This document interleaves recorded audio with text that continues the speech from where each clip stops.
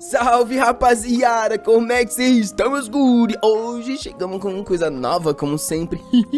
Mas essa aqui é muito braba. E quando eu comecei a ler, eu falei, rapaz, vou ter que trazer pros guri. Então, sem mais enrolação, vamos dar-lhe. Em um campo com diversos corpos derrotados e um temporizador com o número 36 minutos. O protagonista, olhando pra lâmina, diz que era um cadáver sem vida e agora ele só tem meia hora. Ele sai espetando os corpos, falando que tem que se acalmar porque ainda tem muito tempo. Com o fim dessa guerra, ele tá ali naquele cenário desolado procurando alguém vivo. Assim como outros reencarnados, ele teve uma morte dolorosa e irracional em sua vida passada. E agora ele renasceu em um mundo de abundância com diversas criaturas e monstros. O problema é que a vida que ele tá levando nesse mundo é bem diferente das outras histórias. Nessa hora, um cara agonizando ao lado chama a atenção dele. Se tremendo, ele pede por ajuda, dizendo que dói muito. O protagonista arranja os dentes e finaliza ele sem hesitação. Com isso, o temporizador sobe para 20 horas e 58 minutos. O protagonista diz que pelo cara ser um agricultor comum, não sobraram nem 20 horas direito. De repente, alguém aparece dizendo que estava se preocupando quem era o grande problema. Pisando na cabeça, fala que pelo visto ele é a fonte de tudo, não é? Ele se aproxima, dizendo que é sempre bom matar os vitoriosos do campo de batalha. Ele pergunta pro protagonista se ele também gosta dessa sensação, enquanto ele se pergunta quem é esse cara. Ao se aproximar, o cara diz que ele é um iniciante e se apresenta como Stefan, o coletor de vidas. E diz pro protagonista que ele acabou de matar um dos seus brinquedos. Ele prepara um ataque dizendo que agora ele vai ter que pagar o preço. O golpe bate em cheio, mas o protagonista se defende arremessado pra trás. Já percebendo que o cara é bem forte. Em um segundo ele tem que se defender de novo. E o Stefan reconhece que ele é talentoso. Ao ver ele de perto, o Stefan fica curioso. E diz que o rosto dele é jovem e saudável, seria muito bom pra brincar. E lá ele. Dá até um lambidão falando que tá muito animadinho. Sai fora, louco, nem apareceu as wifi ainda. Mas foi cortado no meio antes de terminar de falar. Nosso protagonista não sabe o que aconteceu. Um cara com machado gigante diz que sabia que esse pervertido ia estar por aqui. Os caras ao fundo comentam que o rapaz é louco por ter lutado contra alguém que tá na lista de procurados. O de barba verde pergunta se ele tá bem e diz que é bom ele agradecer ou estaria morto. Porém o protagonista avança, com a lâmina finaliza o Stefan no chão. E começa a implorar para que o cara morra por suas mãos, enquanto os caras tá achando que ele é louco da cabeça. Os caras dizem que isso aí parece mais desespero do que raiva, e o temporizador foi para 127 horas. O protagonista cai sentado, agradecendo por aquele cara não tá completamente morto. Olhando pro Stefan, ele acha ridículo que o cara achava que matar as pessoas é divertido. Ele não é um psicopata bêbado em adrenalina igual esse cara era. Ele só tá fazendo isso por causa do timer dele, que quando chega a 0, ele morre. E a única forma de subir esse temporizador é tirando a vida de uma pessoa com as próprias mãos. Porém, mesmo agora, depois de inúmeros combates, quando ele tem que matar alguém, o corpo dele ainda treme e o coração dele acelera. Enquanto isso, o cara do machado só observa e fala para que ele se junte ao esquadrão. O cara do tapa-olho pergunta o porquê e o capitão responde que ele se defendeu do tal do Stefan, então ele tem potencial. Do chão, o protagonista pergunta se virando um mercenário vai ser mais fácil lidar com a morte das pessoas. O cara diz que é uma pergunta interessante. Porém, tirando psicopatas igual o Stefan, ninguém se acostuma a fazer algo assim. Porém, ele não tem que se acostumar a matar os outros. Só tem que aceitar que a sua vida é mais importante que a deles. E assim como qualquer outra forma de vida nesse mundo, continuar tentando ficar mais forte. Eles dizem que não tem que viver assim porque querem, e sim porque é a única saída. E fala pro protagonista se levantar logo. Os caras na frente dele dizem que não gostam muito também desse trabalho, mas é o que tem pra fazer. Enquanto o protagonista pensa que só não queria viver dependendo da morte dos outros. Eles se levantam e os caras perguntam qual é o nome dele. Ele ia falar que é Luiz alguma coisa, porém para e pede pra que chamam ele de apenas Louis. E nenhum desses caras sabem que ele é o homem que precisa matar pra ficar vivo. Em uma estalagem num dia chuvoso, um atendente diz que conhece o coletor de almas e é alguém que não dá pra esquecer nem que você queira. Foi há um mês atrás e ele viu com os próprios olhos a cena no campo de batalha. O que ele viu, obviamente, era um cavaleiro, mas que usava um tipo de poder diferente chamado Eteri. E todos conheciam ele como o escolhido. Todo mundo já sabe, mas a existência de um verdadeiro cavaleiro já é a definição do medo para qualquer guerreiro no combate. E ninguém consegue acompanhar os movimentos de um humano que usa Eteri. Mesmo sendo fatiados como queijo, eles não correram do combate. Até porque eles tinham um plano para aquilo e tocaram um sinalizador. O Louis ficou sabendo que alguma coisa ia acontecer. O que apareceu foi o Lord Jackson e os 8 cavaleiros escolhidos do Visconde, conhecidos como a Cavalaria da Névoa Negra, já que os únicos que matariam um cavaleiro forte são cavaleiros ainda mais fortes. Principalmente o segundo no comando, Lord Neil, que foi o primeiro a entrar no combate. Por mais que o oponente dele fosse o coletor de almas, ninguém pensou que o Neil perderia aquela batalha. Até o momento que a lâmina dele foi fatiada e ele cortado em pedaços. Uma situação que ninguém jamais teria imaginado aconteceu em meio segundo. E naquele momento, o coletor de almas disse algo que o velho se lembra muito bem. Eu já aumentei o meu tempo de vida o suficiente e vou usar 1000 horas. Me empreste a sua força, Deus da Guerra Laum.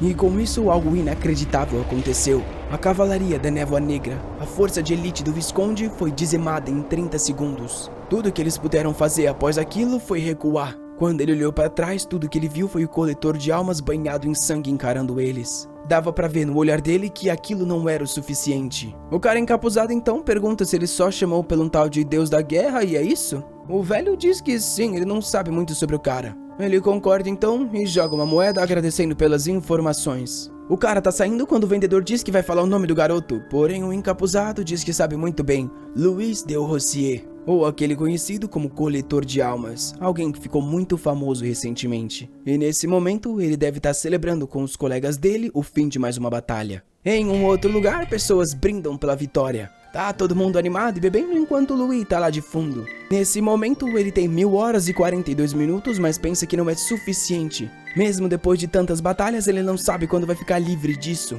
Caído na cadeira, ele suspira, dizendo que só meio mês, então não dá nem pra descansar. Porém, tanto faz, já que isso é melhor do que a vida dele passada. Já que no mundo anterior, ele estava destinado a morrer sem poder fazer nada. Na cama, tudo que ele desejava era renascer com um corpo saudável, e de certa forma, isso aconteceu. Porém, ele foi trazido para esse mundo terrível de fantasia. Esse deus maldito, pelo visto, nunca leu uma história. Poderia ter trazido ele para uma bem quentinha. Matar alguém como um fazendeiro aumenta o tempo de vida dele em torno de 1 dia. Isso quer dizer que para viver meio ano ele precisa matar 180 pessoas, porém ele ainda precisa considerar o tempo de viagem. Ele bate a caneca na mesa dizendo que isso é impossível, ele não é um tipo de assassino prodígio. De repente alguém bate na mesa chamando pelo Louis. O gordinho pergunta por que ele tá tão sério e o Louis quer saber por que ele tá tão bêbado. Animado, o cara diz que nunca se sabe quando vai morrer nesse trabalho, então ele tem que aproveitar o máximo possível. Alguém se aproxima dizendo que ele também tem que se divertir quando os outros estão num bom clima. É o chefe que fala que se ele ficar pra baixo assim, vai estragar a diversão de todo mundo. De fundo, uns caras dizem pra ele contar a história de como ele venceu aqueles inimigos. O chefe faz uma cara séria e pergunta pro Louis realmente como ele venceu aqueles caras.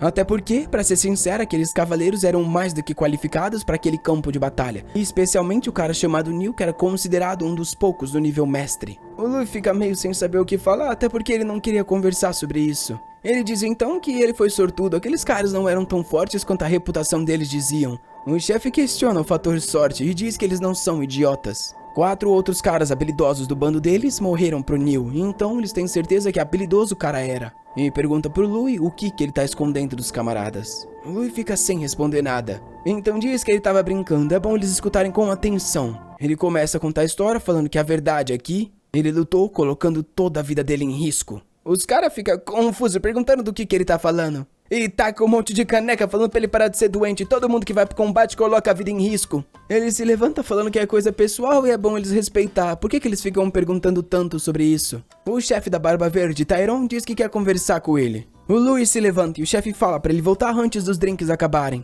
Que encara eles perguntando cadê a camaradagem. E com isso vai passar a hora do chefe. Porém, de repente o cara do tapa-olho fala pra todo mundo parar de beber e juntar só aqueles que eram cavaleiros. O gordinho pergunta por quê e o cara diz que tá na hora de trabalhar. Porém, tem algo que tá incomodando ele. O Louis abre a porta da sala e pergunta pro chefe o que foi. Animado, Tyrone fala que ele tá lutando bem demais. Ele nunca imaginou que o soldado que ele encontrou no campo de batalha ia se tornar tão forte assim. Fala pra ele se sentar e comemorar com ele, e o Louis tá meio sem graça. O capitão pergunta sobre a primeira vez que ele entrou no grupo e o Louis fala pra ele dizer logo o que quer. Até porque ele nunca recusou nenhuma das missões. O capitão diz que isso é verdade, porém eles têm que celebrar um pouco antes de passar pra próxima. E espera que esteja tudo de boa pra ele. E entrega uma bebida e fala que é um novo álcool que recentemente chegou. O Louis bebe e o chefe agradece. Então diz pra ele que graças às ações dele, o Visconde até declarou que vai se render. O único problema é que eles não conseguiram resolver tudo oficialmente ainda, até porque o Visconde tem que pagar uma compensação.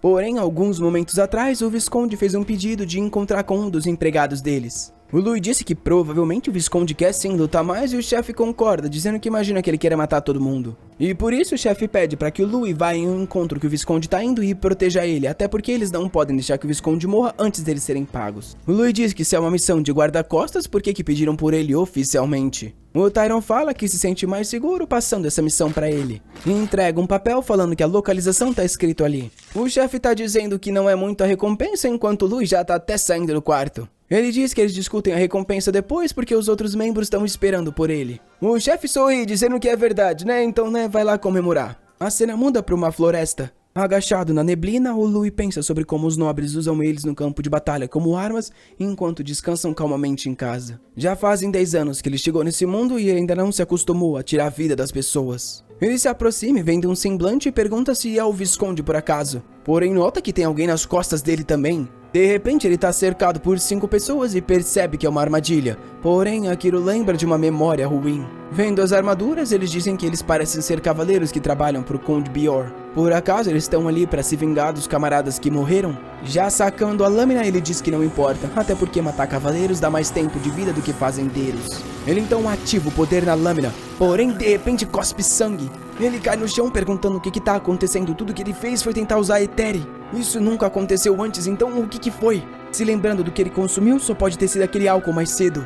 Enquanto tá prestes a ser finalizado, ele pensa que não é só ele que tá em perigo. Se isso aconteceu, até todos os aliados dele vão morrer. Porém, de repente, ele é atingido por 2 lâminas. Ele agoniza e quando o cara tira a lâmina, o Louis cai no chão, pensando com si mesmo que ele tem que ser rápido para salvar os aliados. Enquanto o cara diz que é incrível que nem mesmo o lendário coletor de almas consegue vencer contra o veneno de Eteri. É o cara do tapa-olho dizendo que gastou muito dinheiro nesse veneno, então valeu a pena. O gordinho do lado pede pro Louis não guardar ressentimentos e diz que eles também não queriam fazer isso. O Louis pergunta se eles todos foram comprados pelo Visconde Beori e estão ali pra coletar a cabeça dele. Tentando se erguer, ele diz que se o Tyron ficasse sabendo o que eles estão fazendo... Porém, o cara fala pra ele não dizer algo tão ridículo. A pessoa que colocou veneno no drink dele e aquele que planejou tudo isso foi o próprio Tyron. O Louis fica desacreditado que foi o Tyron que planejou tudo. Se lembrando das memórias, ele tem certeza que eles eram aliados. Ele então sorri, dizendo que pelo visto só ele pensava isso. Um deles está prestes a decapitar ele quando ele pensa que odeia esse mundo de fantasia. Ele para a lâmina com a própria mão e chama pelo sistema. Com 1000 horas e 27 segundos, ele avisa o sistema que vai usar as 1000. O sistema confirma o pedido dele, dizendo que todo o tempo será processado junto. Com isso, o tempo dele começa a baixar e a lâmina do cara do tapa-olho já foi destruída. Se levantando, o cara diz que é impossível, não era pra ter como ele usar Eteri. O sistema ativa a primeira bênção de Laun, que faz com que ele não sinta dor no combate.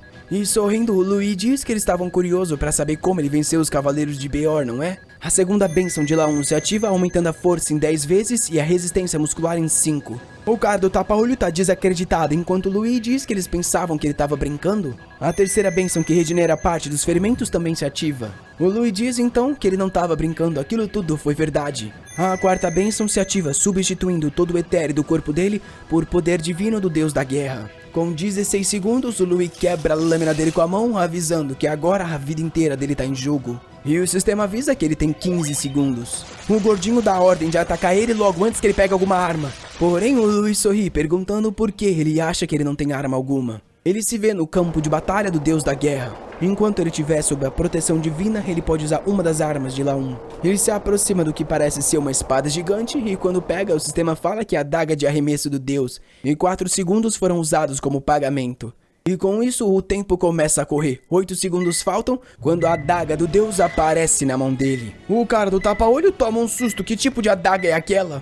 Ele tá querendo perguntar quando aquilo aconteceu, só que um flash vermelho já passou por todo mundo. Em um movimento quase que incompreensível, Louis diz que quer perguntar uma única coisa. O que ele era pra esses caras? O cara do tapa-olho diz que ele tá perguntando algo emocional demais. Por acaso ele esperava que ele respondesse que eles eram família, enquanto todo mundo já foi cortado no meio. E brilhando vermelho, o tempo do Louis subiu para 500 horas. A adaga de Laun é recolhida e a proteção divina é removida. O poder foi cancelado por causa que o corpo dele tá exausto demais. Ele cospe sangue e cai no chão, dizendo que esse buff do deus da guerra é uma droga. Por mais que vença a batalha, ele sempre fica prestes a morrer. Ele se pergunta se todo mundo do esquadrão do Tyron traiu ele. Ele se levanta dizendo que tem certeza que ao menos uma pessoa não trairia ele. Porém, toma um susto ao se aproximar. O lugar inteiro tá em chamas e todo mundo morto no chão. Se arrastando no chão, alguém pergunta por que ele voltou. É o cara do balcão falando que o Tyron traiu todo mundo. Ele tá prestes a falar que ele fez um trato com o Beori quando foi cortado no meio. O Tyron sai do meio das chamas, dizendo que é incrível que ele tenha bebido uma garrafa de veneno de Ether e ainda voltou intacto. Se aproximando, ele diz que talvez tenha subestimado os membros dele. E o Louis responde que ele é um bastardo louco. Por que ele matou todos os aliados dele, sendo que o objetivo era só matar ele? Levantando o machado, Tyron pergunta sobre a palavra aliados. E fala pro Louis que hoje ele não matou nenhum aliado dele. Ele só removeu as barricadas que estavam bloqueando seu caminho. O Louis pergunta que negócio é esse de bloquear caminho. Todos aqueles eram pessoas que seguiam a liderança dele. O Tyron diz que como ele é o último, ele vai contar sobre o trato que ele fez com o Beori. Se ele sair dessa droga de esquadrão, ele vai receber o título de nobre. Porém, ele sabia que seria caçado se deixasse esses loucos pra trás. O Lu entende o plano na hora e pergunta se é só por isso que eles foram eliminados. O Tyron fala que é difícil acreditar que ele era um ninguém considerando quão inteligente ele é. Às vezes ele até se questiona se o garoto era um nobre. O Louis pergunta se é só isso que ele tem a dizer. E de repente ataca ele, só que o Tyron se defende com o machado. Os dois se encaram e o Tyron sorri. O Louis tenta acertar mais uma no Tyron, que se defende e é arremessado pra trás. O Tyron diz que por causa da história que eles tinham junto, ele estava planejando matá-lo sem dor. Então diz que é bom o Louis não se esquecer que há 100 anos atrás ele foi reconhecido pelos heróis na Guerra Sagrada. Seja experiência ou habilidade, ele tá em um nível completamente diferente. E agora ele vai usar a técnica que deu pra ele o nome de Lenhador Tyron. Uma habilidade que corta qualquer pessoa no meio a 20 metros de distância. Acabou. O Louis já cortou ele no meio. O Beori desacredita e pergunta como ele ainda tem Ether. As últimas palavras do Tyron foi que ele realmente consegue saber quando alguém tem potencial. E com isso, tudo que sobra para o Louis é um campo de batalha com todo mundo morto. 2 anos foi o tempo que ele passou com o grupo do Tyron. Ironicamente, também foi o tempo que ele passou no hospital esperando pela morte. E agora, nesse mundo, após 2 anos, ele é o único que sobreviveu. Nada é para sempre. E ele sabia que, eventualmente, a hora dele de sair desse grupo chegaria. No final das contas, foi só mais cedo do que ele esperava. 80 anos é o tempo de vida esperado de um humano saudável. 3 minutos é o tempo que a gente vive sem oxigênio. 3 dias é o tempo que a gente vive sem água. 3 semanas é o tempo que a gente vive sem comida. E o tempo que existe só pra ele é aquele que ele consegue passar sem matar alguém. Pra continuar vivendo assim, ele precisa de uma guerra constante. Segurando um óculos, o cara diz que na verdade o que ele precisa pra continuar vivendo é dinheiro. Ele ainda tem 8.600 de ouro na dívida. O Louis bate na mesa falando que ele não deve nada, até porque ele nunca pegou dinheiro emprestado. Porém, o careca fala que a localização que o esquadrão dele tinha foi queimada ontem. O Louis diz que isso não faz sentido, por que ele vai ter que pagar isso? Porém, o carequinha fala pra ele dar uma olhada. E lá tá escrito que o esquadrão do Tyron é responsável por pagar qualquer danos às propriedades. E como ele é o único vivo... O Louis fica com raiva, falando que ele nunca nem viu um contrato desse na vida. Porém, o careca fala pra ele dar uma olhadinha, coloca na cara dele. E aí o Louis se lembra quando o Tyron chamou ele pra assinar um negócio. Ele não sabia o que era e o Tyron falou na época que era só uma formalidade. O Louis tenta explicar que não sabia sobre isso, mas o careca fala que agora já tá assinado. Ele diz que isso é um scam e pergunta o que eles vão fazer se ele não pagar isso. Porém, já tá cercado por lâminas e o careca diz: primeiro, vai perder o título como mercenário em todas as regiões e não só nessa. Segundo, vai ter uma recompensa pela cabeça dele, então todos os mercenários também vão caçar ele. E como ele é um usuário de Ether, o pessoal vai querer pagar bastante. O cara então diz que Louis de Rossier tem 1 minuto pra tomar sua decisão. O Louis encara falando que 1 minuto é mais que o suficiente pra ele. Se ele realmente quiser, metade dos caras ali dentro não vai sair vivo, então é bom eles tirarem as lâminas. Ele tava prestes a sacar dele quando o cara falou pra ele se acalmar. Isso é só o pior dos casos. Por que eles não resolvem as coisas no estilo mercenário, no qual as pessoas ganham dinheiro pra lutar com a vida delas em jogo? Tem uma missão do Visconde Bior pra acabar com um grupo ilegal na floresta. Muita gente já foi enviada e ninguém voltou com vida. O Louis pensa que até ontem era inimigo desse cara, porém agora tá virando funcionário. Vendo a missão, ele sabe que vai ter que enfrentar alguém e a comissão tá muito alta, o que é estranho já que o Beor deveria estar sem dinheiro. O careca diz que ele pode devolver, porém o Louis já fecha na mão dizendo que ele tava só pensando. Bateu a porta e se foi, enquanto o careca diz que ele tem 3 dias pra voltar. Porém, ele fica pensativo, dizendo que sente que esqueceu de alguma coisa. Ah, se lembrou, nessa floresta é onde as bestas demoníacas passam e o Louis acabou de cortar uma. Com 588 horas no relógio, ele diz que aquele careca realmente é um bastardo. Mesmo após tanto tempo nesse mundo de fantasia, é a primeira vez que ele vê uma besta demoníaca tão de perto. Já que é uma criatura viva, será que estendeu o tempo de vida dele também? O Louis vê que aumentou 60 horas, será que realmente isso faz sentido? O primeiro dia que ele cortou alguém ficou cravado na mente dele. A forma como um humano era facilmente morto pelo Eteri. A pessoa disse que ele não mais era Min Hyuk da República da Coreia, e para sobreviver teria que passar por aquilo. Ele se sentiu horrível e ficou assustado que esse era o destino dele para sobreviver, e que a partir de agora vidas para ele não eram nada mais do que recursos. Porém, a sensação de alívio por ter sobrevivido fez ele se sentir bem de novo. Só que a sensação e o relógio não duravam muito tempo, então ele continuava atacando. E matar essas bestas demoníacas faz ele se lembrar de um sonho que ele já tinha desistido. E que ele jamais quis viver uma vida assim. Na verdade, ele foi obrigado.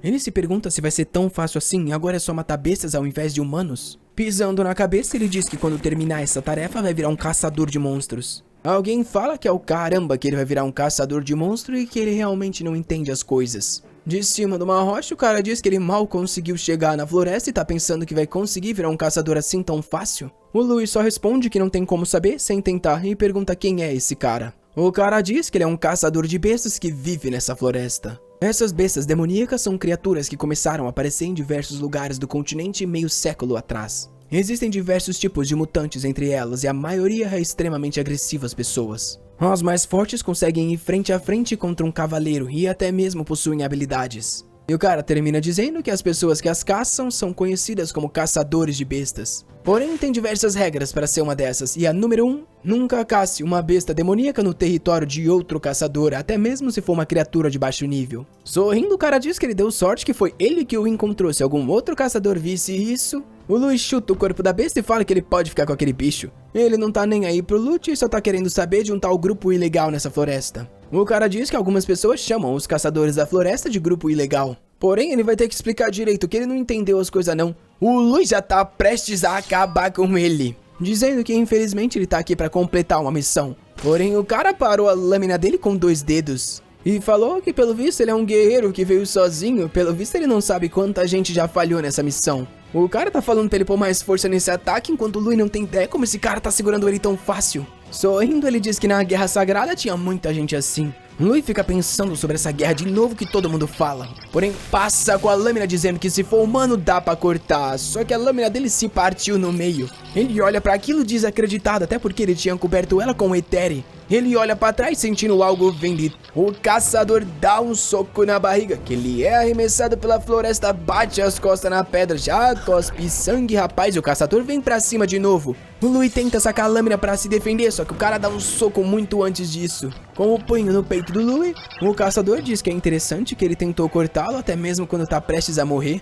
O corpo dele cai no chão e o caçador diz que se animou demais. O ruim é que agora não sabe o que ele vai fazer com o corpo desse moleque. Se ele largar aqui, vai ser comido por besta. Nessa hora, ele vê que na mão dele rolou um corte. Vendo aquilo, ele sorri, dizendo que pelo visto encontrou um cara interessante. O Louis odeia esse mundo no qual ele tem que matar as outras pessoas. Assim que a batalha acaba, ele anda pelo montante de corpos procurando por aqueles que ainda estão vivos. Até porque ele não gosta de matar humanos. De repente o Tyron aparece dizendo que essa é a pior mentira que ele já ouviu. Ele diz que Louis de Roussier está mentindo pra si mesmo e é só olhar no rosto dele. Por acaso aquele é o rosto de alguém que não tá feliz? De repente o Louis acorda, um monte de cara encarando ele. Ele se levanta perguntando onde ele tá e o caçador diz que é pra ele ficar quieto, tá fazendo barulho demais. O cara bate no peito dele e avisa que os ferimentos não se recuperaram. O Louis se lembra do combate enquanto o cara ali fala pro capitão que ele foi sério demais no garoto. O Louis pergunta ao ouvir o nome chefe e o cara se apresenta como Gil Pod, o chefe executivo dessa cidade de caçadores. E dá as boas-vindas pra ele, por mais que ele já esteja ali há 3 dias.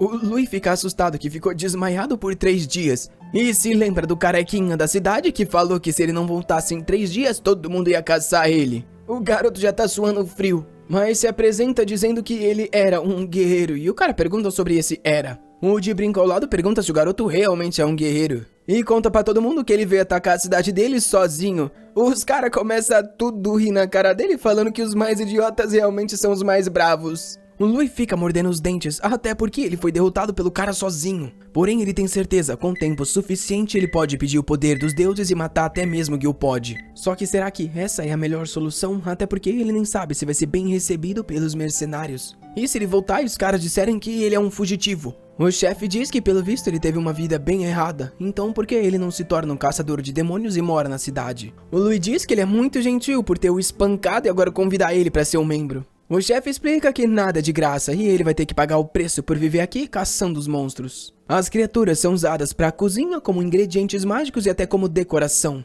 O Louis pensa que se as bestas demoníacas realmente dessem tempo de vida pra ele, não é uma oferta ruim. O chefe diz que percebeu que ele parece interessado, então vai falar sobre o teste de entrada. Ele vive no lado leste da floresta e por mais que o Louis seja um fraco do caramba, ele acredita que ele consiga vencer. O Louis fica pensando que não parece difícil e o chefe avisa que aquela criatura é famosa por seu couro. Ele responde que já entendeu e que vai ser um ótimo exercício matinal, então ele já vai começar. Já na floresta com o papel na mão, o Louis fica meio desacreditado. Os monstros tinham 4 metros e andavam em grupos. Olhando para aquele rosto deformado e encarando, ele queria saber quem desenhou aquele bicho fofinho. Uma explosão na floresta e o Louis sendo arremessado para trás com a espada em etéreo. Agora ele entendeu o porquê o cara disse que esses bichos são chatos. Toda vez que ele corta, as criaturas se regeneram. E lá vem o macaco pra cima dele de novo. O Louis tá prestes a ser golpeado, mas tá confiante, dizendo que sabe muito bem como matar um bicho assim. O monstro vem pra morder ele, só que uma explosão atravessa o meio do pescoço. Ele cai no chão, dizendo que agora já foi o primeiro. E esses dois na frente dele vão ir da mesma forma. Ele até sorri, dizendo que dessa forma ele vai ganhar tempo e dinheiro. Porém, a expressão muda quando alguém fala que ele não vai ganhar um centavo assim. O Louis não entende, mas o chefe bate na cabeça falando que ele é um burro. Como é que eles vão vender o couro se tiver todo cortado? Os macacos de pedra não vão ter o couro regenerado se você lutar com eles e depois cortar a cabeça. Então você já tem que chegar e arrancar de uma vez. O Louis diz que entendeu, então não é uma luta e sim uma caça. Realmente ele vai ter que se acostumar com isso. O chefe diz que a partir de amanhã ele vai aprender a caçar com David e é bom ele prestar atenção. 2 semanas depois, 2 cabeças dos macacos são tacadas no chão. E de trás o Gil Pod parece impressionado que ele tenha conseguido trazer 2 assim. O Louis diz que tá se acostumando com a nova vida dele ali.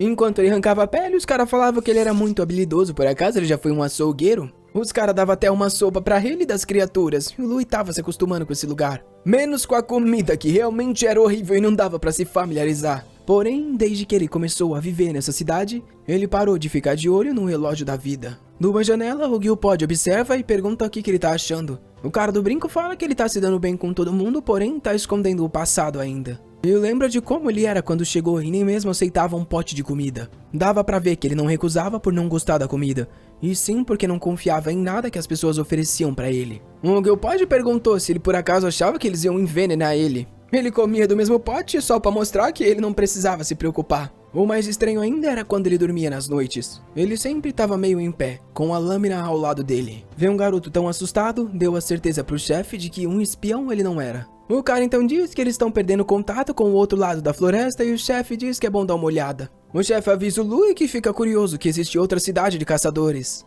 O Gil Pod fala que seria impossível cuidar dessa floresta só com eles. Só ele seguir pra oeste e encontrar a cidade pra ver se o pessoal tá bem. Um tempo depois, o Louis tava andando pela floresta. Essa era a primeira vez dele naquele mundo que ele se sentia calmo. Ele não mais tinha pesadelos todas as noites. Tudo que ele queria é que essa paz continuasse pra sempre. Porém, vendo um corpo no chão, ele sabia que as coisas não continuariam assim. Ele reconhece que o cara tá vestido como um caçador. Vendo que o corte foi de uma lâmina, ele sabe que não foi coisa de um monstro. Ele então escuta alguma coisa nas costas. Ele se vira pensando que quem fez isso sabe usar uma espada. E uma garota toda arrebentada aparece. Eu quase achei que só tinha homem nesse mundo aí. Assustada, ela cai pra trás quando ele se levanta. O Louis reconhece o uniforme e pergunta se ela é da cidade do John. Ela tá se tremendo enquanto ele fala que tava vindo pra esse lugar. Ela tampa os ouvidos falando pra ele parar com aquilo e quer saber o que eles fizeram de tão errado. Antes eram as forças punitivas e agora tem os cavaleiros e até mesmo todos os guerreiros. Por que tem tanta gente indo até lá? De repente alguém se aproxima dizendo que encontrou a garota. Eles se perguntam quem é o cara ao lado dela. Um deles olha e diz que é o cara que tá nos cartazes. Louis, o famoso caçador de almas que percorre os campos de batalha. Eles ficaram sabendo que esse cara fugiu depois de pegar um monte de dinheiro da guilda dos mercenários. Frente a eles, o Louis só quer saber se essas vão ser as últimas palavras. Porém, o cara diz que tem mais algo que ele quer perguntar. Ele coloca a lâmina no pescoço do Louis e pergunta o que ele quer escrito na lápide. Os caras parecem animados, até porque a recompensa por ele é muito boa. O Lui diz que pelo visto ele é novo com ameaças, até porque já cortou todo mundo, avisando que quando se ameaça alguém, primeiro você mostra habilidade. O corpo de dois cai no chão, e do fundo um cara fez a última mulher do planeta de refém. Ele fala pro Lui não se mexer ou ele vai acabar com a única esperança da humanidade. Porém o Lui taca a lâmina na cara dele, dizendo que não é assim que se ameaça alguém. Estranhamente, o Lui parece deixar os caras ir embora. A loira agarra ele e pergunta se ele tá do mesmo lado dela. Ela pede por socorro para que ele salve o pessoal da cidade. Porém, é a hora que ela nota que todo mundo ali já morreu. Infelizmente, ela chegou tarde demais. Ela cai no chão, dizendo que todas as pessoas ali eram boas. Foi aí que o Lui também tomou um susto com o que ele estava vendo. Os cortes mostravam que a lâmina que passou com certeza estava com Eteri. O lugar inteiro foi fatiado no meio. Foi aí que ele se lembrou do golpe do Tyron, que dizia que em habilidade e experiência ele era muito melhor. E usava a tal da habilidade que cortava tudo em 20 metros. E no meio do campo de batalha era possível ver os vestígios daquele poder. Na mansão do Visconde Bjorn, na Floresta Negra. Alguém tá se arrastando pelo chão tentando sair vivo. Um cara com machado pergunta o porquê ele se arrasta como um inseto. O cara ia falar que ele tava ferrado se o Gilpod descobrisse quando foi cortado no meio. O cara diz que não tá nem aí pro tal do Gilpod e ele vai matar qualquer pessoa que for contra o Visconde. Nessa hora, um cara aparece nas costas e avisa que os soldados que eles enviaram foram mortos pelo coletor de almas. O homem parece reconhecer, dizendo que pelo visto Lui tá perto. Vai ser até melhor então. Ele tá ansioso pra ver o rosto daquele cara. De volta no vilarejo do Gilpod, o Lui explicou tudo o que aconteceu. Só que explica que a escala do ataque dessa vez foi diferente. Eles perderam uma certa guerra e trouxeram todo mundo que sobreviveu para esse lugar. O Gilpod se levanta, dizendo que tá tendo muito ataque ultimamente e ele só não esperava que eles invadissem a cidade. Ele vai ter que capturar todos esses caras vivos e causar um probleminha pro Visconde. O Lui pergunta o porquê que ele não vai matar os caras. O Gilpod diz que eles são caçadores de bestas demoníacas e não de humanos. O Lui diz que entende, porém ele tem que ser cuidadoso porque tem alguém bem poderoso entre os cavaleiros. E se é o cara que ele conhece, vai ser bem difícil. Do nada, o Gilpod olha pra última mulher do mundo e fala que vai passar a função dela no combate. Ela fica assustada, dizendo que nunca nem lutou. Mas ele diz pra ela ficar tranquila que nem todas as funções são de combate. Ela tem um papel fundamental. O meme já tá cansado, mas como a última mulher do mundo, ela foi usada de armadilha junto com o Lui. Ela tá se tremendo, perguntando se ele tem certeza que essa é a melhor função pra ela. O cavaleiro aparece e diz que essa fogueira é muito óbvia, então é bom eles se aproximarem com cautela. O cara vem dar um chute no Lui pra perguntar onde tá o resto. Porém o Lui faz ele de Lego e já tira a primeira pecinha. O cara cai no chão falando pra devolver. Porém o Lui só fala pra garota agora e se esconder na cidade. No swag ele tira a capa, dizendo que assume daqui em diante. Os soldados avançam, dizendo que só tem um no front. Porém o Lui avisa que eles caíram bem na armadilha. O chão embaixo deles abre com todo mundo caindo. Alguns conseguiram evitar o buraco.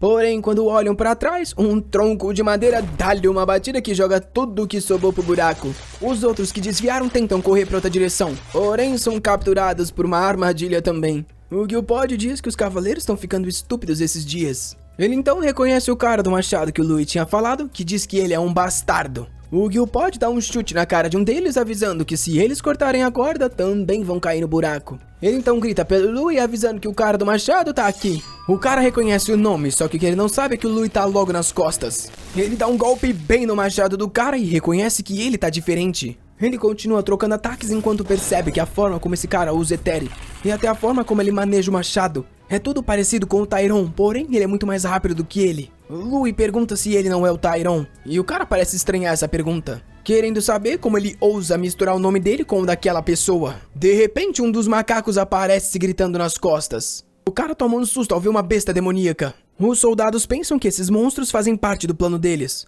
que atacam um dos soldados que tava lá na frente.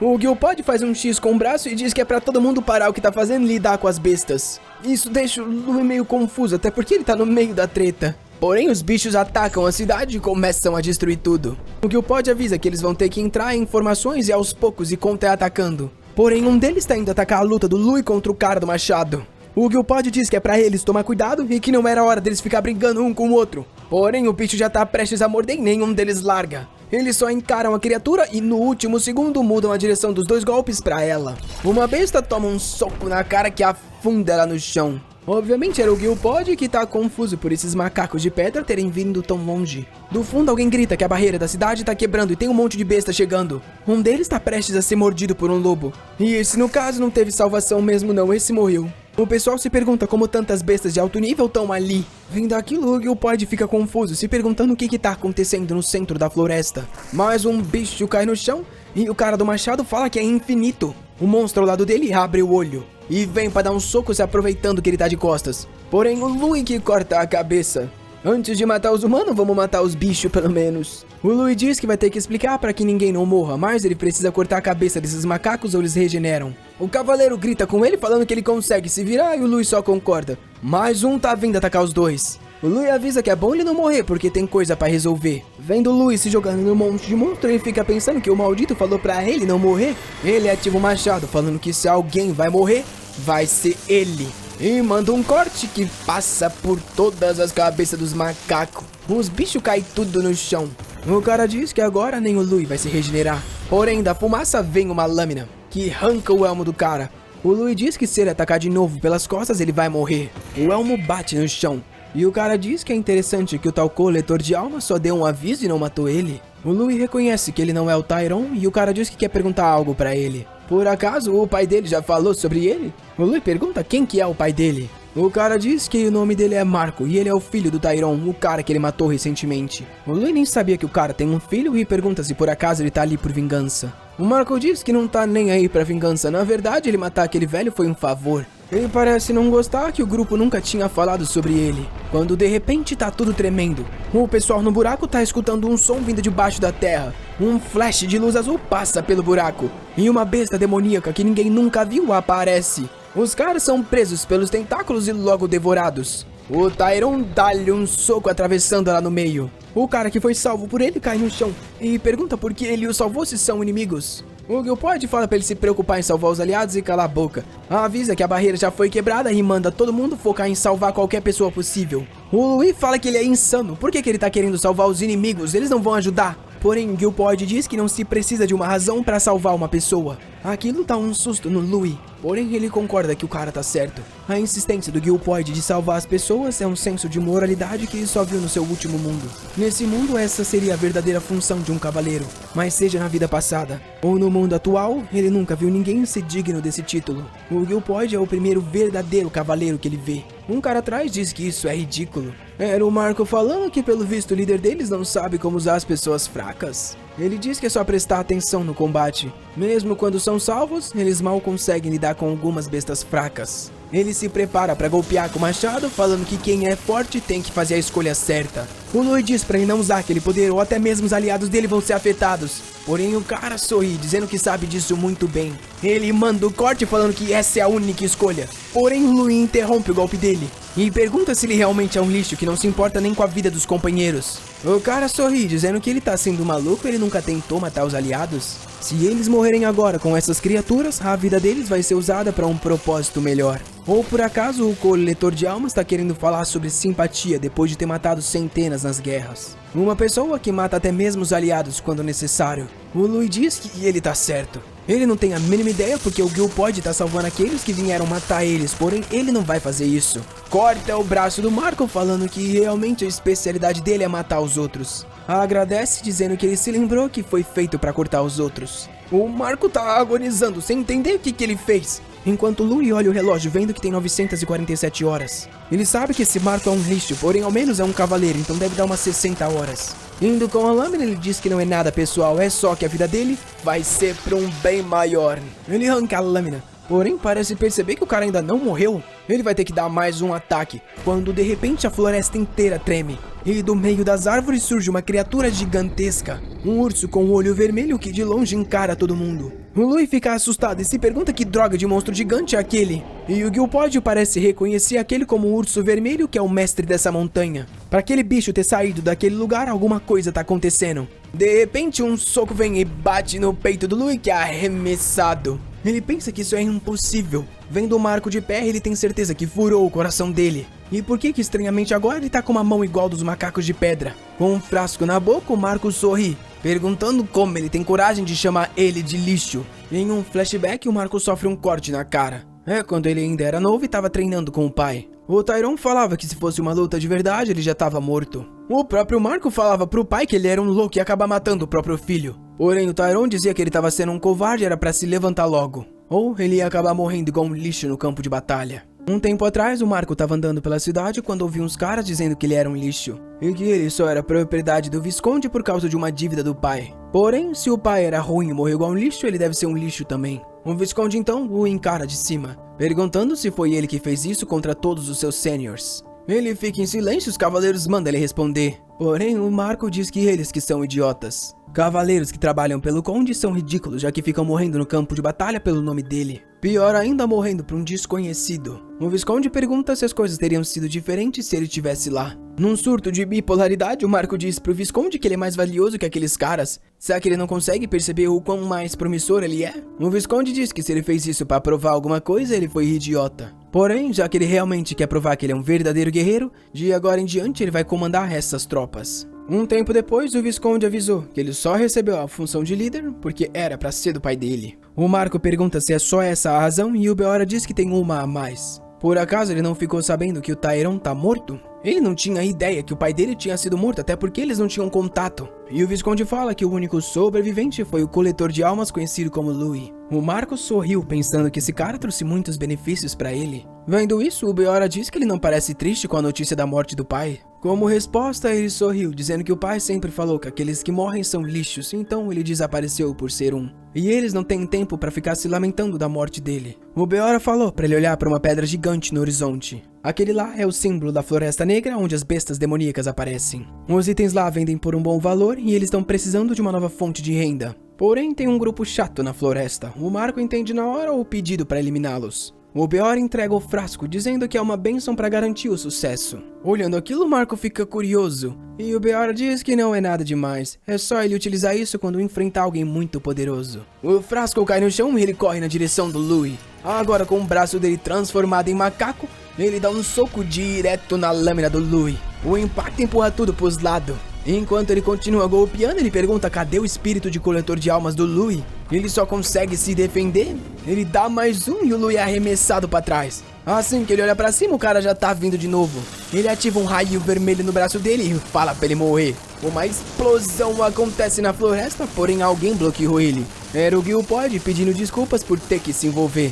Dá-lhe um soco que arremessa ele. O Louis agradece pela ajuda, mas diz que consegue lidar com isso. O Guilpod fala que não tem porquê ele agir assim. Dá um soco na barriga dele e pede desculpas, dizendo que ele cruzou a linha de um caçador de bestas demoníacas. Alguns dos caçadores fogem pela floresta enquanto dizem que os cavaleiros do Bior fugiram. E o cozinheiro também correu com o Louis nos braços. Eles sabem que o Louis vai ficar com raiva quando acordar e descobrir. Porém, isso é algo que eles não podem deixar alguém de fora da luta enfrentar. O Guilpod diz que aquele é o destino que eles todos vão enfrentar. Se aquela criatura descer a montanha, vai ser um desastre terrível. Ele grita para todos que mesmo que eles morram ali, ao menos eles vão ganhar tempo para que os civis escapem. Meio século atrás, Caos, o deus dos demônios, invadiu esse continente com seu exército. Todas as raças se juntaram para enfrentar eles e aquela foi conhecida como a Guerra Sagrada. Naquele tempo, várias espécies formaram alianças e foi isso que levou à vitória. Porém, como resultado da guerra, as outras espécies além dos humanos entraram em extinção. Desde então, bestas desconhecidas começaram a aparecer em todo o continente. O imperador Troisen, que foi a pessoa que mais ajudou na Guerra Sagrada, disse que seria a responsabilidade dos aristocratas lidar com as bestas. Vários cavaleiros se voluntariaram para lidar com as bestas nos lugares onde elas apareciam. Para ser mais exato, na verdade, elas foram forçadas a se voluntariar. O Guilpod perguntou se os aristocratas seriam responsabilizados porque um monte de jovem cavaleiro estava sendo enviado. Ele questionou se aquele era o verdadeiro desejo do imperador. E o sacerdote perguntou se o Guilpod ia fazer o trabalho dos cavaleiros então. O imperador não respondeu nenhuma das duas perguntas. Ele só ficou em silêncio. Desde aquele dia, o Guilpod vive nessa floresta. Porém, não tem arrependimento nenhum. Mesmo que ele morra hoje, ele vai levar um dos maiores com ele. E com isso, o combate entre as bestas demoníacas e os caçadores começou. Eles pareciam estar conseguindo lidar com os lobos. Porém, o Guilpod percebeu que o número parecia não diminuir. Ele olhou para o urso vermelho no horizonte e os seus aliados logo abaixo das criaturas. Ele conseguia sentir uma energia indescritível vindo de lá. Era a energia do comandante da montanha que vinha do peito dele. Ele sentia que aqueles lobos que atacavam ele tinham a mesma energia, por mais que menos. Facilmente o Gilpod destruía tudo. Até as bestas começaram a ficar com medo dele. Era um punho de luz e todos os monstros eram despedaçados. Ele tinha certeza que a razão para tanta criatura demoníaca era aquele ursão frente a frente com ele. Ele preparou um soco dizendo que não sabia de onde essa energia vinha. Porém, ele deu-lhe um soco no peito falando que ia descobrir. No meio da carne da criatura dava pra ver um cristal vermelho gigante. O Gilpod não sabia o que era, mas se o bicho tava guardando com tanta vontade, precisava ser destruído. Porém, uma luz cegante saiu do cristal e uma explosão aconteceu na floresta. De longe, o cozinheiro tava levando Louie no braço, que tava prestes a acordar. Ele se levantou meio tonto, perguntando pra onde estava sendo levado. E perguntou pro Peniel aonde que tava o Gilpod, que ficou impressionado que ele já tava de pé. E explicou pra ele que aquela criatura era o urso vermelho. Ele é um tipo de monstro que coletava etéreo em seu próprio peito. O problema é que um tão grande como aquele já era considerado uma catástrofe. Por isso que o Gilpod pediu para que ele fosse recuado. Porém o Louie fala que isso é besteira, ele tem que ajudar o Gilpod. O Louie tá prestes a dizer que é difícil de acreditar, porém ele realmente é forte. Porém o Peniel não diz nada. E tremendo pede para que ele ao menos salve as pessoas que estão na floresta e avise o Império sobre isso. Para essa situação, eles já era. Ele ia falar alguma coisa quando o braço foi cortado. O sangue bate no Louie e ele não acredita o que aconteceu. De trás é possível ver a mão de um macaco. O Louie toma um susto e era o Marco dizendo que o rosto dele tá lindo com essa expressão. E que realmente o destino do fraco é ser consumido pelo forte. O Peniel cai no braço do Louie e fala que ele precisa fugir. Ao menos ele tem que sobreviver. O Louie coloca ele no chão e fala pro Marco que realmente os fracos precisam ser consumidos pelos fortes. Ele puxa a adaga dele e finaliza o Peniel dizendo que jamais vai esquecer esse sacrifício. O Marco sorri dizendo que ele é um psicopata por ter matado o próprio aliado assim. Porém, ele toma um susto, alguma coisa aconteceu enquanto o Louie dizia que só colocou o Peniel para descansar. Ele fincou a adaga do deus da guerra no peito do Marco e disse pra ele que ele se tornou uma pessoa diferente. O Marco não entendia o que estava acontecendo, mas já estava sendo cortado no meio, com o Louie dizendo pra que ele não o odeie, ele só estava usando a vida do mais fraco. Partido no meio e com uma cratera aberta, o corpo dele cai no chão.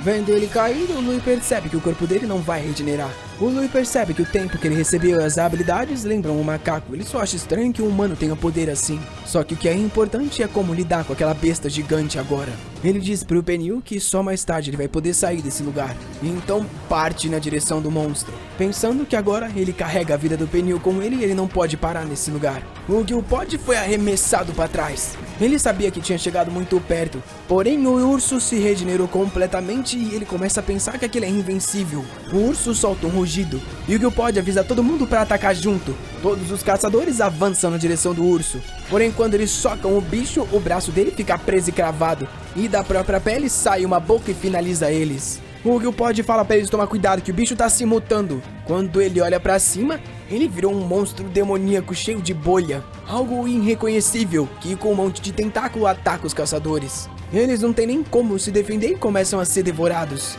O Gilpod se lembra de algo parecido na Guerra Sagrada. Uma aura que traz uma catástrofe e ele consegue sentir aquilo no centro daquela besta. É impossível vencer esse monstro se aquilo não for destruído. Ele continua avançando e desviando dos ataques. Só que um deles pega bem do lado da cabeça dele. O Gilpod diz pra eles saírem da frente e dá um pulo atravessando todos os bichos. O soco pega lá no queixo do urso. Mais uma vez ele tá frente a frente com um cristal exposto. Ele não pode perder tempo ali, então com esse ataque ele vai finalizá-lo. O soco pega em cheio no cristal. Porém o Gilpod toma um susto. Um soco que ele deu carregava o máximo de poder que ele consegue exercer, porém não fez nenhuma rachadura. E o pior é que o bicho tá voltando a se regenerar. Ele segura a pele do monstro para que o cristal não seja protegido de novo. Essa é a única chance que ele tem. Ele começa a dar cabeçada pensando que precisa achar uma saída para aquilo. Ele não tem arma nem ether, então ele continua só dando cabeçada pedindo pro cristal destruir. Porém ele começa a ficar sem força se perguntando se aquilo é o fim. Ele não tem medo da morte, é só que se eles não vencerem ali, ele sabe a quantidade de vidas que vai ser perdida na cidade. O Gilpod não sabia o que fazer quando escutou alguém dizendo que ouviu um barulho alto. Era o Louie nas costas carregando a adaga do deus da guerra. O Gilpod perguntou como ele estava ali, e o Louie só avisou que ele ia destruir tudo de uma vez. Se preparando por ataque, ele falou pro deus da guerra mudar a arma e pediu a lâmina dupla. 12 horas foram tomadas do seu tempo de vida. E o Gilpod ficou desacreditado. O que ele estava vendo, ele sabia que não era Eteri. Aquilo era o poder do deus da guerra, Laun. Cada segundo da lâmina no combate arrancava horas da vida do Louis. Porém, com um corte, o cristal foi rachado no meio. E a besta inteira partida. A explosão varreu a floresta. E todo mundo que estava sendo consumido pela criatura caiu no chão sem entender o que aconteceu. O Louis então disse que ia perguntar um negócio pro Gilpod. Ele teria morrido se ele não tivesse chegado para salvar. Por que ele fez algo tão arriscado assim? Ele poderia só ter deixado o Visconde Beor lidar com isso. O Gilpod põe a mão na cabeça, dizendo que achou que ele ia falar outra coisa. É só que como um caçador de demônios, é ele que caça os demônios. Como é que ele vai deixar um dos maiores pra outra pessoa? O Louis sorri, dizendo que entendeu. Nessa hora o Gilpod pergunta o porquê ele então voltou, já que isso realmente não é da conta dele. O Louis pergunta que papo é esse de não é da conta dele. Por que ele deixaria um dos maiores pra outra pessoa? Até porque ele ganhou 1500 horas só com aquele bicho. O Gilpod ficou desacreditado que o Louis falou que não ignoraria aquilo como um caçador de demônios. Porém, o Gilpod estranhamente riu na cara dele, falando que ele não era um caçador de demônio com uma habilidade tão ruim. Que tipo de caçador é esse que não deixa nem o resto do bicho? O Louis então pede pra ele ensinar como é que faz. O Gilpod fala que se ele é tão insistente, a partir de amanhã ele vai mostrar como é que se faz. O Louis diz que espera que eles se deem bem e cai no chão desmaiado. O Gilpod pergunta algo, mas ele só diz que não tá muito bem não. Esse é o preço por ter usado o poder do deus da guerra, porém ele acha estranho que tá escutando um som de bip. E uma mensagem do sistema avisa que ele não mais pode usar a proteção do deus Laun. Em um outro lugar, um loirinho viaja dizendo que não quer trabalhar não. Ele fala pra pessoa do lado que essa floresta negra é segura até onde ele ouviu falar, então por que eles vieram aqui? A segunda última mulher do mundo fala pra ele tomar cuidado com o que diz, até porque essa floresta só é protegida por causa das montanhas que a cercam. Se isso quebrar, não vai ser problema pequeno e eles podem estar envolvidos com aquilo. O loiro diz que sabe muito bem e fala pra ela concordar com ele um pouco e ela diz que não é possível. O loiro diz que fala isso só pra se acalmar um pouco, até porque ele sabe muito bem o que acontece se um selo se quebra. Ele libera todo o poder mágico que corrói e corrompe o solo, tornando aquilo em um lugar de morte. Ele tampa a boca dizendo que o cheiro daquilo é a pior parte. A garota diz que se esse é o caso ele não vai vomitar e ele pergunta do que ela tá falando. Ela diz que parece que a situação já foi resolvida. Ele pergunta então por que eles vieram até lá e por que esse lugar tá tão calmo. Eles têm certeza que ali é a parte norte da floresta de Troisen, porém parece bem. Ele sorri, dizendo que pelo visto acharam uma situação bem interessante. De volta com Louis, ele tá sentado numa besta falando que ele vem caçando o dia inteiro e só achou uma. Desde aquela última guerra, a situação no lugar mudou muito. Pelo visto, a razão de ter tantos monstros ultimamente foi por causa do monstro. Porém, o outro problema, que é muito mais sério, é o sistema que avisou que ele não mais pode usar o poder de Laun. O Gilpod aparece e pergunta por que ele tá sentado descansando. Com uma cara de bravo, ele fala que ele fica pedindo pra aprender, porém falta determinação. O Louis sorri, dizendo que o velho tá muito animado, enquanto pensa que agora que não tem o poder do deus Laun, vai ter que aprender a lutar com o Eteri. Aquele incidente com a besta gigante foi resolvido, mas aquilo só foi possível por causa dos sacrifícios. Os colegas foram todos enterrados próximo ao vilarejo e foi dado um simples adeus. Os soldados do Beor foram enterrados ao lado e o Gilpod falou que não acha que eles vão gostar disso. Porém, o cara de brinco diz que eles devem estar felizes de poder descansar. O Gilpod sorriu, falando que se esse é o caso, logo logo ele vem descansar com eles. O Louis foi no túmulo do Penil e pediu para que ele pudesse cozinhar em sua próxima vida. Desde então, ele está sendo treinado pelo Gilpod, que vem para ativar o soco, falando que ele só pode concentrar o Ether em regiões específicas ao invés de preencher o corpo inteiro. Socando o Louis, ele fala que dói tanto o soco dele porque ele concentra bem o Ether. Porém, no meio da luta, ele sempre perguntava quando que o Louis ia dizer como ele usou o poder dos deuses. O que ele viu no dia que eles mataram o monstro claramente foi o deus da guerra Laun. O Louis tentava disfarçar, falando que ele viu errado e tomava uma na barriga. O Gilpod dizia que ele era bem espertinho, porém tinha certeza, já que ele devia ter uma razão para não dizer. O Louis sabia que ia ser difícil demais explicar que ele era uma pessoa de outro mundo com uma janela de sistema. Depois de apanhar, ele apontava para trás dizendo que era a vez dela. A garota apareceu, falando que o nome dela era Belle. O Louis falou para ele tomar cuidado que ela era brava e o Gilpod ficou se perguntando por que aceitou ela. E aí ele se lembrou que depois da guerra ela saiu do meio de tudo ensanguentada, ele não tem ideia de como ela sobreviveu àquilo. Ela foi até o Louis e agradeceu ele, que ficou perguntando que tipo de piada era essa. Ela continuou agradecendo e ele falou que besteira ela estava fazendo. Ela disse que aquilo era chamado respeito. O Louis sentou na árvore e o Gilpod foi falando que eles iam aprender sobre Ether de novo. Ela queria saber quando usar a lâmina, porém ele falou que eles iam começar pelos básicos. Caído na árvore, o Louie ficou pensando que aquilo lembrava ele da última vez. De repente alguém apareceu, falando que o Gilpod era um tiozão e pelo visto estava muito bem. O Gilpod se virou, perguntando por que ele estava lá. O loiro disse que tá a caminho de um outro lugar e só passou para visitar. O Gilpod disse que era mentira e falou pro Louie dar oi para eles, que eram os caçadores principais. Vendo eles, o Louie ficou confuso, eles não pareciam carregar nenhuma arma, então como eles chegaram até ali? O Gilpod então perguntou o que os trouxe até ali e o loirinho disse que não era nada demais. Ele só queria saber se tem uma pessoa ali que usa o poder de Deus. O Gilpod tomou um susto e perguntou o que ele quer dizer com aquilo. Porém o loiro estalou os dedos dizendo que a pessoa então pelo visto tá lá. Os três foram cercados por um círculo mágico. E o Louie percebeu que era uma espécie de restrição. O loiro pediu desculpas dizendo que infelizmente era uma tarefa muito importante. O Gilpod tava com raiva, porém o loiro falou que ia explicar rapidinho. Por acaso ele viu uma pedra gigante que parece um cristal, ela é chamada de pedra de selo. E aquela é uma pedra que só pode ser cortada pelo poder de um deus, porém alguém destruiu ela. Eles vieram olhar só pra ver se é um poder da Devas. Se não é um poder de um deus humano, então deve ser um daqueles pagões, e eles têm que lidar com isso. O Gilpod diz que ele sabe muito sobre o negócio só ser destruído pelo um poder de Deus. Pelo visto não é a primeira vez, não é? O loiro diz que muitas vezes isso acontece e o Gilpod quer saber porque ninguém foi avisado. Se eles soubessem que aquilo só pode ser destruído pelo poder dos deuses, eles não teriam se sacrificado. O loiro cruza os braços dizendo que é por isso que eles não falam. Como é que eles iam saber a localização dos monstros então? Ouvir a palavra localização faz o Gilpod dar risada. O loiro agradece por ele entender, dizendo que realmente é difícil encontrar os produtos que vêm desse bicho. Quando ele vai falar algo sobre ser benefício pros dois, o Gilpod já tá prestes a acertar um bem na cara dele. O soco cria um flash de luz, porém alguma coisa protegeu o loiro. Até que enfim uma garota bem alimentada apareceu, e ela diz pro Techua, o loiro, pensar melhor no que fala. O Louie fica desacreditado que ela bloqueou a lâmina dele tão fácil. Ela é empurrada para trás e o Gilpod percebe que a lâmina dela é formada de Eteri. Ele sabe que só existe uma família no Imperium que consegue fazer isso. E diz que ela deve ser da família do Gelo Killis. Rapaz, a família do gelo, mas ela? Ela diz que não gostam do nome que dão pra ela de a lâmina preguiçosa. O Gilpod ri, dizendo que pelo visto tá fazendo a Junior ficar desconfortável. Ele vai pra cima dizendo que quer ver do que ela é capaz. Quebra dela no soco.